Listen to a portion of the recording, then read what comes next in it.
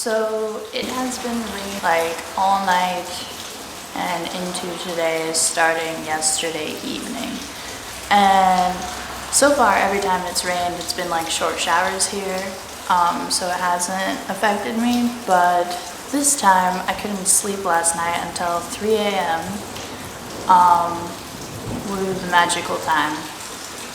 And yeah, because it was hurting my hips and my ankles and my knees the most, and then all my other joints kept popping and making noise. And so yeah, and then my whole body just in general started to get sore, and it just got progressively worse.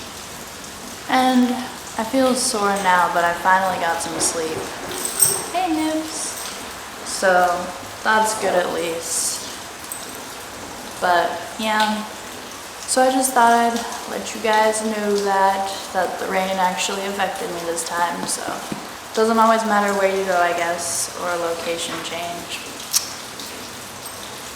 The elevation is lower though, but I guess that doesn't stop the rain